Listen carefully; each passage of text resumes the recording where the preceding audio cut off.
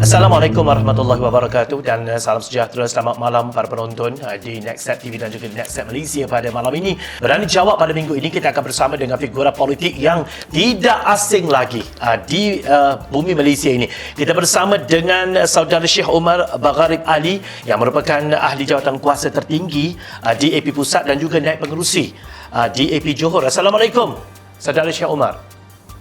Waalaikumsalam warahmatullahi wabarakatuh. Zawawi, apa khabar?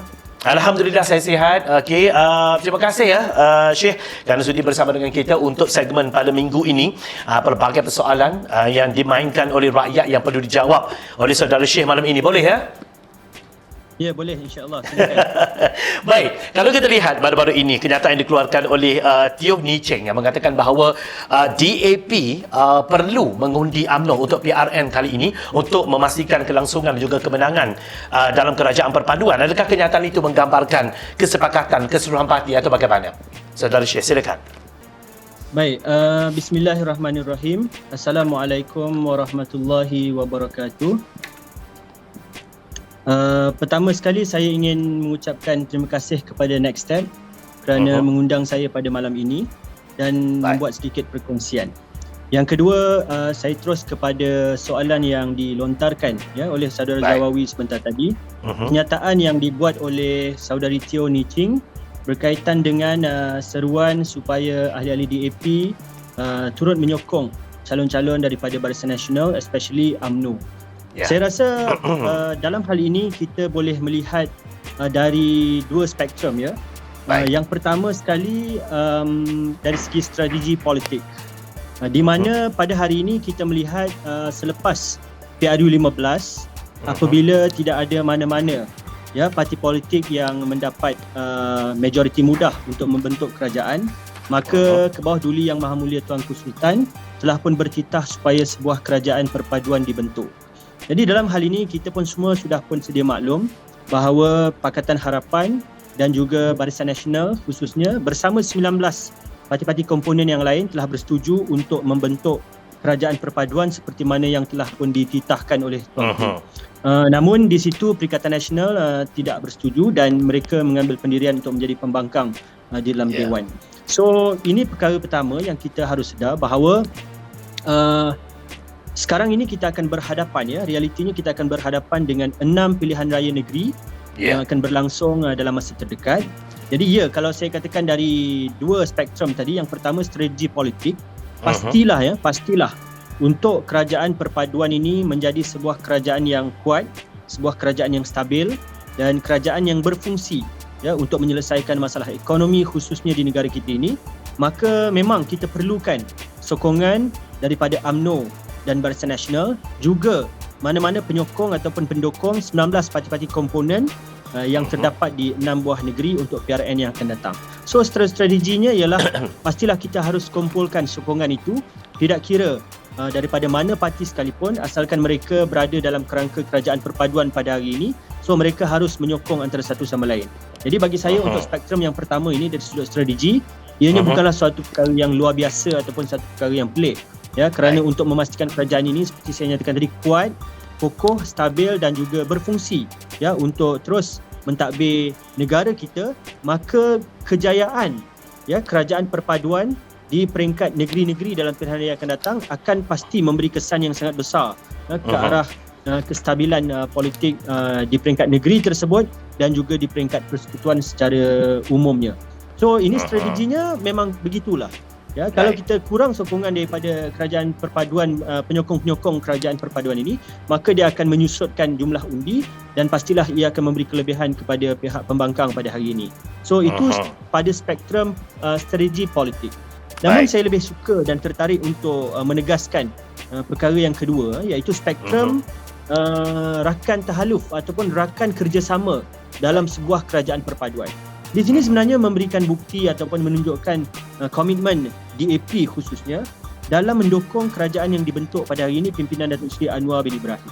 Kerana apa saya katakan komitmen ataupun kesungguhan DAP, kerana DAP telah pun menjadi sebuah parti yang terbukti dalam sejarahnya, baik daripada barisan alternatif sewaktu reformasi dahulu awal lagi sewaktu mendokong gerakan reformasi, kemudian dibentuk Barisan Alternatif, kemudian membentuk Pakatan Rakyat, dan pada hari ini Pakatan Harapan, dan seterusnya satu level lagi pada kali ini pasca PRU 15 menjadi Kerajaan Perpaduan.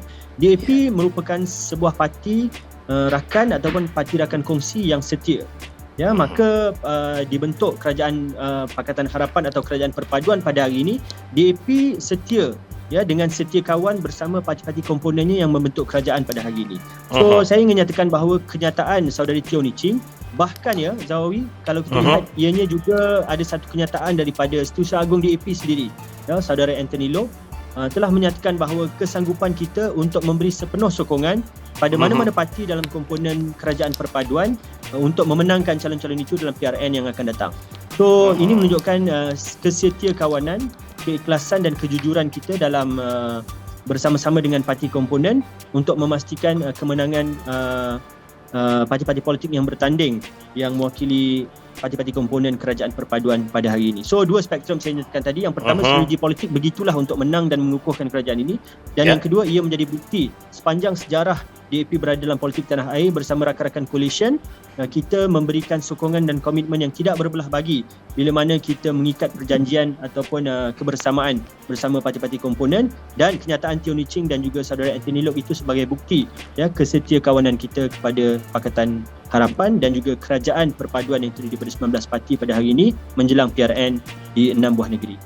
Baik, bercakap tentang kesetia kawanan dan juga kesanggupan daripada DAP itu memang kita nampak. Tetapi apabila isu bila berbicara tentang UMNO dan juga orang Melayu pula, pandangan saudara Sheikh sendiri, adakah Melayu ataupun mereka yang berada dalam UMNO khususnya BN akan memberikan sokongan yang sama, akan memberikan timbal balas kesetiaan yang sama kepada calon DAP dalam PRN nanti? Setakat ini pandangan daripada saudara Sheikh.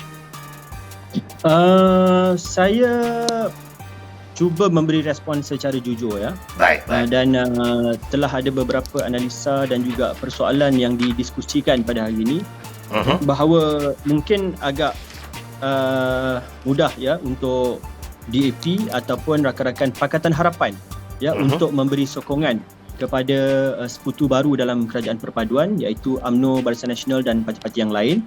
Tetapi telah pun menjadi perbahasan adakah penyokong dan pengundi UMNO itu khususnya akan memberi sokongan kepada Pakatan Harapan, calon-calon Pakatan Harapan ataupun DAP.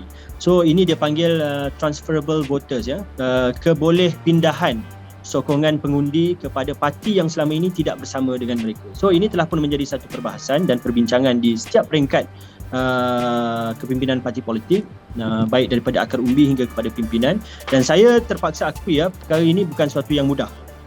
Ini Zawawi, saya katakan kalau jawapannya apa, pada saya jawapannya bukan sesuatu yang mudah. Lebih-lebih lagi kerjasama bersama Barisan Nasional khususnya UMNO buat DAP dan rakan-rakan Pakatan Harapan adalah perkara yang sangat-sangat baru. Kalau kita buat perbandingan dengan sewaktu awal-awal dahulu, keadilan bersama dengan DAP, PAS pun juga pernah bersama dengan DAP, Bersatu juga pernah bersama-sama dengan DAP, maka mereka telah pun melalui saat yang di awalnya itu agak sukar, sehinggalah akhirnya kita katakan membuahkan hasil juga. Kita buat contoh PAS satu ketika dulu sewaktu bersama Barisan Alternatif, walaupun kita mengambil keputusan tidak bertembung penjuru dalam pilihan raya, kemudian Pakatan Rakyat dan sebagainya, dan macam-macam perkara di label. Kalau orang tak kenal latar belakang saya daripada seorang pemuda PAS kepada DAP juga, macam-macam label yang dikenakan ke atas kita, tetapi fasa itu akhirnya berlalu. Jadi saya nyatakan walaupun dengan UMNO dan Barisan Nasional pada kali ini memang agak sukar, seperti mana seruan Datuk Seri Ahmad Maslan, orang UMNO kena sokong calon DAP juga. Memang saya secara jujur saya katakan agak sukar, tetapi it is a process yang mesti kita lalui untuk memastikan kestabilan kerajaan pada hari ini. Yang kedua, kita harap, saya secara peribadi kita harap dalam masa beberapa ketika ini ianya akan membuahkan hasil, dan kita harus melihat pada big picture, gambaran yang lebih besar lagi, iaitu untuk memastikan ekonomi kita dipulihkan, perpaduan kita dikokohkan, dan ini masanya untuk bukan bertembung sesama kita, tetapi ini masanya untuk Malaysia berpencak di mata dunia, mengembalikan semula nama Malaysia. So dengan harapan-harapan dan sasaran-sasaran ini, saya berharap kita menuju ke satu destinasi yang positif, dan di mana penyokong-penyokong ini boleh silang kan sokongan mereka kepada parti-parti komponen dalam kerajaan perpaduan. Namun again, yang ketiga ini ialah pandangan peribadi saya, iaitu untuk PRN 6 buah negeri ini, kalaupun kita mungkin tidak mencapai satu angka yang memberangsangkan, dan pilihan raya itu bagaimanapun akan datang juga dan keputusannya akan tiba juga sama ada baik menang atau kalah. Bagi saya yang nombor satu ialah apabila jentera parti-parti komponen dalam kerajaan perpaduan ini dapat bekerjasama antara satu sama lain dalam kempen pilihan raya, itu pada saya sudah merupakan satu kemenangan yang cukup besar untuk kerajaan perpaduan yang baru berusia lebih 6 bulan sedikit saja daripada pembentukannya. So again, saya katakan yang pertama memang sukar dan memang penuh dengan cabaran. Yang kedua, saya nyatakan bahawa saya positif bahawa dengan goal yang ingin kita capai oleh kerajaan perpaduan ini akan membuahkan hasil. Sokongan itu boleh dikongsikan antara parti-parti komponen dalam Pakatan Harapan dan juga Barisan Nasional.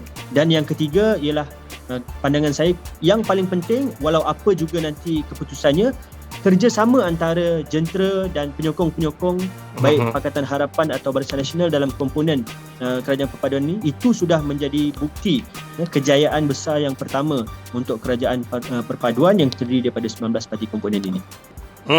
Baik, tentang pertembungan kerusi, Saudara Syekh yang terlibat secara langsung dalam DAP ini, apakah yang saudara lihat tentang kesediaan pengorbanan yang diberikan oleh DAP itu, utamanya kerusi-kerusi yang mungkin sebelum ini dipelopori oleh DAP tetapi terpaksa diserahkan kepada rakan-rakan komponen yang lain seperti MAC, MIC dan sebagainya?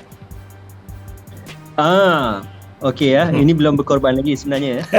Belum terbukti berkorban kerana saya tak boleh menjawab untuk perkara ini sebab pembahagian kerusi, perundingan kerusi masih berjalan sehingga sekarang ini, dan saya pasti sudah mencapai mungkin 80 ke 90% sebelum pilihan raya. Jadi saya tak boleh nak kata dulu sudah berkorban atau belum berkorban, sudah terkorban atau belum terkorban. Tetapi saya cukup yakin dan percaya kerana kita melihat masalah yang lebih besar, iaitu memastikan kemenangan komponen-komponen kerajaan perpaduan dalam pilihan raya negeri ini. So saya pasti strategi, termasuklah strategi pembahagian kerusi, swap kerusi atau pengorbanan beberapa kerusi, itu pasti kita akan dapat saksikan. Dan saya pasti ianya mungkin akan menjadi satu isu tetapi boleh diatasi untuk memastikan matlamat yang lebih besar mengukuhkan kerajaan ini dengan kemenangan 6 buah negeri dalam pilihan raya negeri yang akan datang. Baik. Kalau kita lihat sebelum ini, Saudara Syekh, agak sukar sebenarnya DAP untuk membuktikan, dan saya rasa sehingga sekarang ini pun mentaliti kebanyakan mereka yang berada di sebelah sana mengatakan bahawa DAP ini adalah semata-mata untuk kaum Cina. Tetapi apabila bergabung dengan UMNO bersama dengan PH dan sebagainya, adakah ini merupakan satu dikatakan sebagai jalan pintas untuk memberi ruang kepada DAP membuktikan bahawa mereka bukan semata-mata untuk kaum Cina, atau bagaimana, Syekh? Saya sebenarnya soalan seperti ini memang tidak pernah lekang lah daripada DAP. Sama ada dalam konteks kerjasama antara parti ataupun dalam konteks ada individu ataupun orang Melayu menyertai DAP. So ini persoalan yang sering ditimbulkan. Cuma saya katakan sama ada ianya jalan pintas atau tidak jalan pintas, DAP bersama dengan PAS satu ketika dulu, kemudian DAP bersama dengan Bersatu satu ketika dahulu, dan pada kali ini DAP bersama dengan UMNO. Setengah orang melihat bahawa ini adalah low hanging fruits lah untuk DAP menarik sokongan Melayu. Saya rasa kesukaran biar saya letakkan begini perbincangan ini. Kesukaran DAP untuk mendapat sokongan Melayu dan mendapat image yang selesa di kalangan orang Melayu memanglah satu cabaran yang sangat besar. Tetapi cabaran ini saya suka ingin nyatakan bahawa ianya datang dari sebab-sebab luar, iaitu serangan-serangan yang diberikan oleh musuh-musuh politik DAP kepada image DAP, anti Melayu, anti Islam, komunis dan sebagainya. Maka kita cakap di sinilah 60 tahun lebih yang dulu kita diserang oleh UMNO sendiri sebenarnya, bagaimana memperlihatkan image DAP sebagai image Cina. Namun hakikatnya dalam kitab DAP itu ataupun dalam perlembagaan parti DAP itu, dia tidak pernah pun sedikit pun menyatakan bahawa kita tidak tidak sedikit pun menyatakan bahawa kita anti Melayu ataupun anti Islam. Baik. Dan kalau kita boleh tengok sendiri dalam perlembagaan DAP, tidak ada menyatakan bahawa DAP ni parti untuk orang Cina, berbanding kepada beberapa parti yang lain, contohnya MCA ya. DAP menjunjung perlembagaan. DAP mengangkat perlembagaan Malaysia sebagai rujukan yang paling utama. Perkara 153 itu semua tidak menjadi masalah kepada DAP. Bahkan kalau kita boleh mengambil beberapa dokumen-dokumen ya, seperti dokumen-dokumen ini penting ya, seperti deklarasi Shah Alam ya. Kemudian dia ada beberapa lagi deklarasi yang lain. Contohnya DAP 50 tahun kita ada mengeluarkan satu deklarasi lembaran baru untuk rakyat Malaysia. Kemudian itu pada 2016 ya, deklarasi Shah Alam pada 2012. Kemudian yang ketiga kita ada deklarasi Malaysia Baru pada tahun 2019. Semuanya telah berulang kali ya menyatakan bahawa asas kepada DAP itu ialah kita menjunjung demokrasi berparlimen dan raja berperlembagaan. Ya, kita menjunjung perkara ini. DAP komited untuk menjunjung Perlembagaan Persekutuan Malaysia sebagai undang-undang yang paling agung dalam negara ini, dan juga kita melihat perkara kedudukan keistimewaan orang Melayu, Bumiputera serta hak-hak kaum lain, artikel 153, kemudian kedudukan Islam sebagai agama persekutuan, memertabatkan bahasa Melayu dan sebagainya. Ini perkara yang tidak ditolak oleh DAP. Ya, kita menjunjung perkara ini dan kita bergerak dalam politik Malaysia dengan menjunjung perlembagaan. Sebab itu saya selalu katakan bahawa sekiranya ada pelanggaran-pelanggaran terhadap perkara-perkara asas ini yang menjadi asas pada negara kita ini, pastilah DAP ini boleh didakwa dan boleh diharamkan daripada pentas politik tanah air. Jadi saya katakan, kalau kita balik kepada persoalan bagaimanakah sokongan orang Melayu masih sukar kepada DAP, ya, dan adakah kerjasama dengan UMNO akan memberi laba politik kepada DAP? Ya, saya rasa memang dia akan memberi kesan ya kepada DAP, especially sokongan Melayu kepada DAP. Tetapi baru harus diingat, saya rasa perkara yang saya mesti tegaskan dalam slot ini supaya ianya boleh direkodkan, bahawa memang DAP dalam perlembagaannya telah menjunjung tinggi perlembagaan Malaysia sebagai negara demokrasi berparlimen dan raja perlembagaan. Kita tidak pernah sedikit pun mengurangkan komitmen kita terhadap perkara ini. Jadi kalau ada kesukaran-kesukaran lain untuk DAP mendapat sokongan Melayu, itu adalah hasil daripada, macam saya katakan tadi, doktrin sekian lama musuh-musuh politik DAP sehingga membentuk imej DAP yang begitu tebal, dia sukar diterima oleh masyarakat Melayu. Tetapi hakikatnya kalau mengikut kepada asas tertubuhnya DAP ini, dia tidak sedikit pun sebenarnya menolak perlembagaan dan apa-apa perkara, especially Melayu, Islam, bahasa dan agama yang digariskan dalam perlembagaan Malaysia. Adakah untuk meredakan kesukaran yang dikatakan oleh Syekh tadi tentang untuk meraih kepercayaan dan juga undi Melayu itu, adakah dengan meletakkan calon-calon Melayu untuk parti DAP bertanding sama ada di PRU sebelum ini ataupun PRN akan datang, itu merupakan satu strategi yang tepat untuk ke arah itu, atau bagaimana? Itu bukan satu strategi, ya. Right. Itu bukan satu strategi. Bila mana Syekh Omar diamanahkan untuk bertanding dalam pilihan raya, bila mana Yong Safura diamanahkan untuk bertanding dalam pilihan raya, Syahrizan dan beberapa nama-nama Melayu yang lain, itu bukan strategi sebenarnya. Itu adalah, saya suka melihat itu adalah satu peluang dan ruang yang diberikan oleh parti.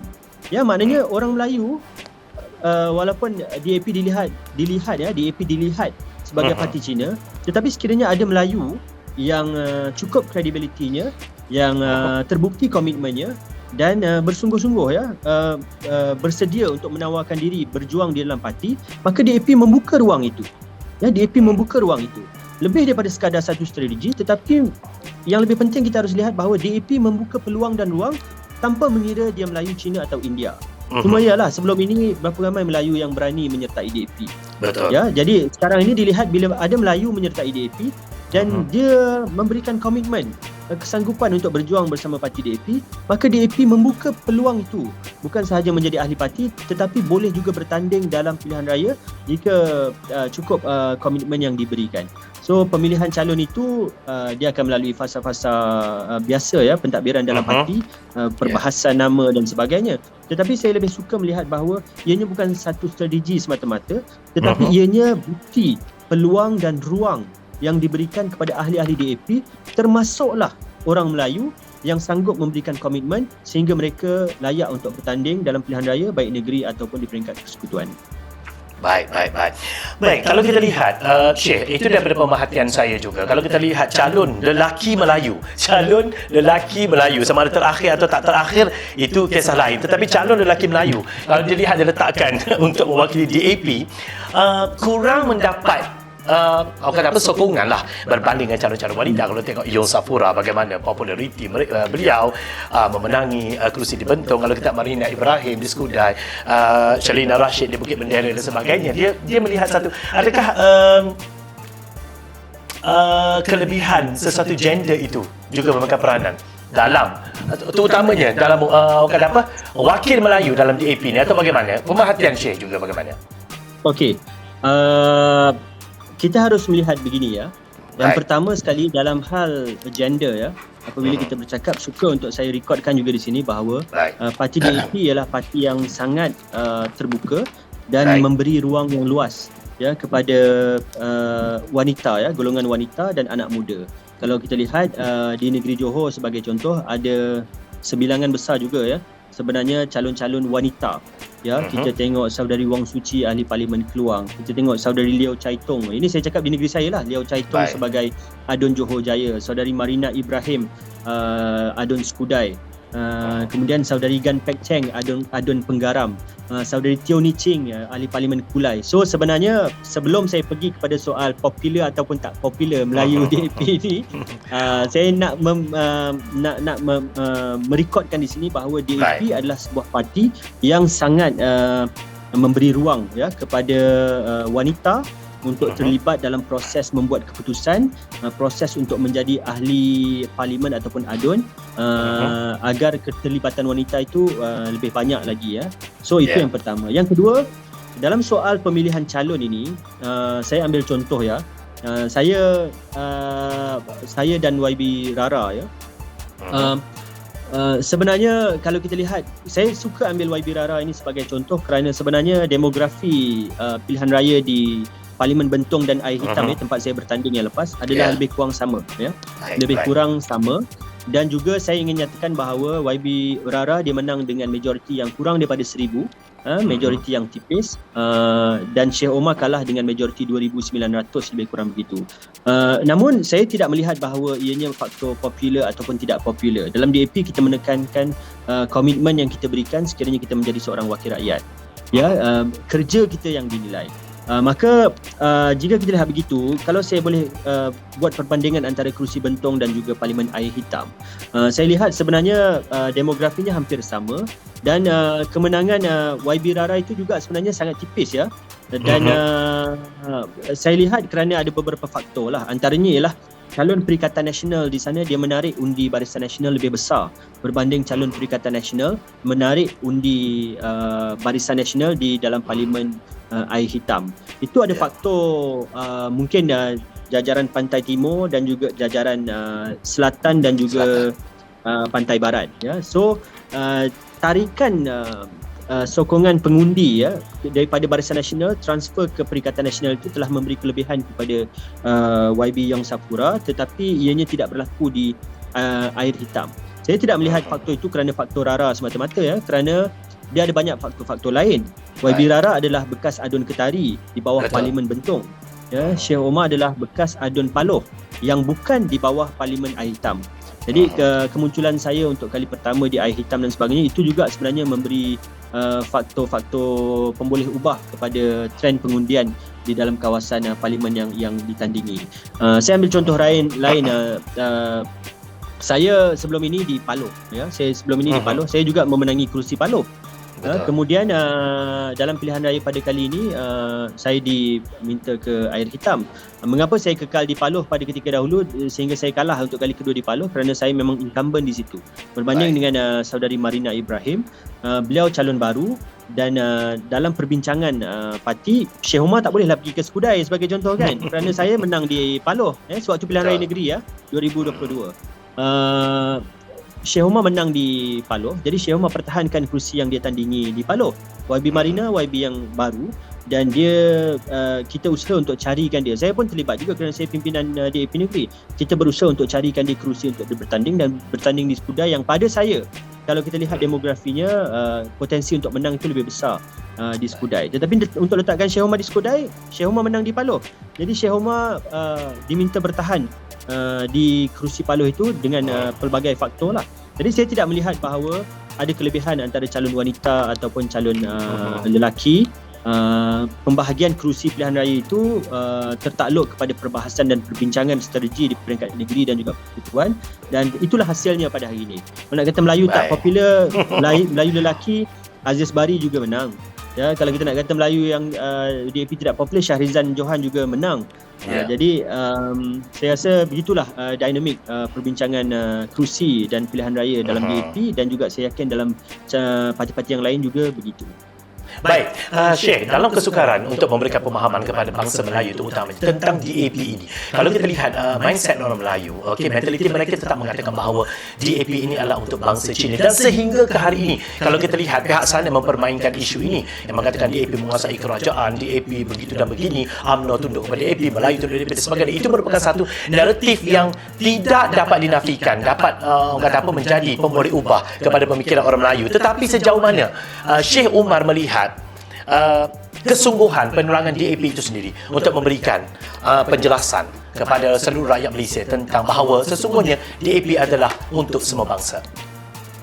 Baik, saya rasa DAP pada hari ini pembawaannya, pendekatannya dan sebagainya sangat sudah berubah sangat jauh sekali dan saya rasa again saya nyatakan bahawa DAP ini pada dasarnya dan DAP ini pada perlembagaannya bukan parti untuk satu-satu kaum tertentu sahaja.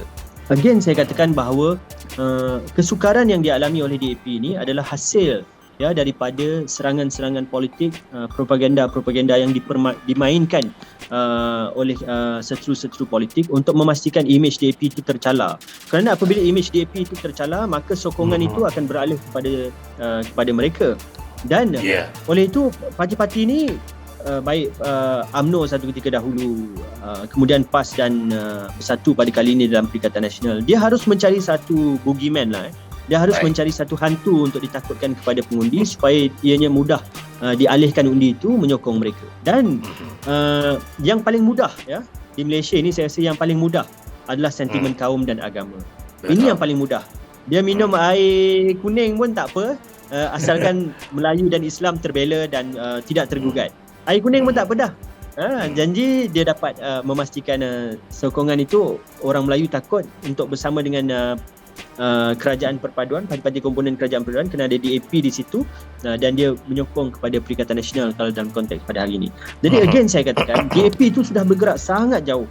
Peluang-peluang yang diberikan kepada orang Melayu, kemudian kita menitik beratkan polisi, kita tidak menyerang orang dengan sentimen keagamaan dan perkauman sempit juga. Kita lebih mementingkan polisi-polisi dasar-dasar ekonomi. Kita tengok sebagai contoh yang nyata pada hari ini, kita lihat track record menteri-menteri daripada DAP. Saya rasa cakapnya tak ada benda yang seksi berkaitan kaum dan agama. Cakapnya kerja. Kalau Anthony Locke tu sampai dia naik ke dalam pesawat kapal terbang untuk bercerita tentang tiket kapal terbang dan sebagainya. Begitu juga sebagai contoh kita lihat Menteri Belia dan Sukan, Hanayu. Yang diceritanya ialah sukan ini tidak boleh diresapi dengan sentimen keagamaan dan perkauman sempit. Kita naikkan nama Malaysia. So ini semua menjadi bukti dan track record bahawa DAP bukan parti yang bersifat rasis, tetapi musuh meletakkan kita pada sudut itu untuk mendapatkan untuk kepentingan politik dan kuasa semata-mata. Tetapi kita tidak membalasnya, kita terus fokus kepada kerja kita untuk membangunkan Malaysia dan nama baik Malaysia. So saya rasa kalau Zawawi melihat perkara ini, kalau rasa DAP itu masih tidak bersungguh-sungguh untuk membawa rakyat Malaysia kepada perbincangan polisi, perbincangan dasar untuk menganjak nama Malaysia ke arah yang lebih tinggi, saya tak tahulah nak kata apa lagi. Baik, kalau untuk terakhir je, Syekh, agak peribadi sikit soalan ini. Syekh Umar Bagharib Ali adalah di antara nama figura politik yang cukup popular di Malaysia. Apabila dikatakan orang Melayu yang menyertai DAP, mungkin itu menjadikan anda popular. saya ingin bertanya, apa formula yang digunakan oleh Syekh sendiri untuk memastikan anda boleh move on, anda boleh lalui, anda boleh tepis label itu sehingga ke hari ini, sehingga kan daripada orang yang membenci anda mula menyayangi anda dan menjadi rasa hormat kepada anda. Syekh, silakan. Terakhir daripada saya. Okey, saya ingin membawa 3 perkara ya. Baik. Yang pertama sekali, sewaktu saya menyertai DAP pada tahun 2015, saya ada satu spirit ataupun semangat ya, di mana untuk menamatkan hegemoni Barisan Nasional pada ketika itu, kita harus membawa naratif Malaysia baru ya. Baik. Malaysia yang bersatu padu dan semuanya menumpahkan ketaatan dan kesetiaan mereka untuk mengharumkan nama Malaysia. Jadi untuk membawa politik baru ini pada ketika itu ya, saya melihat bahawa kita harus keluar daripada naratif kaum dan agama yang sempit. Kerana naratif kaum dan agama yang sempit, dia barangkali boleh mengekalkan kuasa politik kepada sesuatu parti politik yang tertentu. Tetapi dia belum tentu boleh menganjak nama Malaysia. Ya, untuk kuasa dia boleh main politik sempit agama dan juga kaum. Tetapi untuk membawa Malaysia ke satu tingkat yang lebih tinggi itu belum tentu. Jadi pada ketika itu saya perpecahan dalam PAS berlaku dan saya menyertai DAP kerana saya harap bahawa naratif baru, naratif Malaysia baru yang dibawa oleh Pakatan Harapan pada ketika itu, Pakatan Rakyat ya pada ketika itu, mestilah dipelopori oleh Pakatan Rakyat. Dan dengan Syekh Omar menyertai DAP, harapan saya ialah imej DAP itu juga boleh mencair ya, daripada imej yang ditohmah oleh musuh-musuhnya sebagai parti untuk Cina dan sebagainya. Now sekarang Syekh Omar daripada PAS berlatar belakangkan pengajian agama menyertai DAP. So apa masalahnya? Tidak ada masalah sehingga ke hari ini. Itu perkara yang pertama sekali saya lihat politik Malaysia ini harus berganjak. Kemudian yang kedua ialah saya melihat bahawa politik ini sebagai satu wadah ya. Politik ini sebagai satu wadah dan tidak ada salah dengan DAP kerana DAP telah sekian lama bergerak dalam pentas politik tanah air, berlandaskan menjunjung prinsip-prinsip perlembagaan, dan sekiranya DAP itu salah maka DAP sudah diharamkan pun di tanah air kita. Tetapi DAP terus bergerak atas spirit perlembagaan, maka kita menjadikan ianya satu vehikel ya untuk kita menyumbang kepada Malaysia yang lebih baik melalui wadah DAP yang pada ketika itu juga memberi peluang kepada anak muda seperti saya, Melayu tak kira, untuk terlibat secara serius dengan politik. Yang ketiga, saya mengambil contoh beberapa hari lalu saya menghadiri satu pertemuan asatizah ataupun ustaz-ustaz dai madani ya. Kemudian seorang ustaz PAS ya, yang sudah pun menyertai UMNO. Ada menyatakan bahawa saya menyertai UMNO ini, saya telah mengambil satu langkah yang sangat ekstrim. Ya, sangat ekstrim. Kerana daripada PAS pergi kepada UMNO. Maka saya pada ketika itu saya tersenyum dan saya pun terfikir sendiri bahawa rupanya langkah saya 8 tahun dulu ya, pada tahun 2015 apabila menyertai DAP bukanlah satu langkah yang sangat ekstrim pun. Kerana kalau orang PAS, Ustaz PAS menyertai UMNO dia rasa itu dah paling ekstrim, Syekh Omar daripada PAS menyertai DAP. So tidak ada yang ekstrim pun untuk Syekh Omar. Walaupun ketika itu saya disyaitankan, dikafirkan dan sebagainya. Jadi akhirnya politik ini pada saya harus berkisar tentang dasar. Ya, bagaimana hari ini orang PAS yang pernah berkata macam-macam pada saya sewaktu masuk DAP dulu, hari ini telah pun menyatakan bahawa parti politik ini sebagai satu wadah, mereka boleh keluar daripada PAS yang sudah dilihat tidak kompeten, pergi kepada UMNO, dan Syekh Omar telah menyertai DAP 8 tahun dahulu. So sebenarnya tidak ada yang menjadi satu masalah pun. Akhirnya sejauh mana kita menumpahkan taat setia dan komitmen kita dalam mana-mana parti politik yang kita sertai untuk membangunkan Malaysia dan tanah air. Jadi atas sebab itu Syekh Omar istiqamah bersama DAP hingga ke hari ini. Alhamdulillah. Baik, itu saja perbincangan kita pada malam ini. Terima kasih Saudara Syekh Omar atas kesudian bersama dengan Next Step pada malam ini. Selamat menjejak daripada kami di Next Step untuk anda terus berjuang untuk rakyat insya-Allah dan terus istiqamah insya-Allah. Kami sentiasa menyokong perjuangan yang terus ikhlas insya-Allah. Terima kasih ya Syekh Omar. Ya, terima kasih Zawawi, terima kasih Next Step atas peluang yang telah diberikan ini. Baik, itu je para penonton diskusi kita bersama dengan Saudara Syekh Omar Bagharib Ali yang merupakan ahli jawatan kuasa tertinggi DAP Pusat dan juga Naib Pengerusi DAP Johor. Semoga beri manfaat kepada anda untuk berani jawab pada minggu ini. Jumpa lagi minggu depan. Saya Zawazi Yusof. Assalamualaikum, selamat malam. Jumpa lagi. Bye.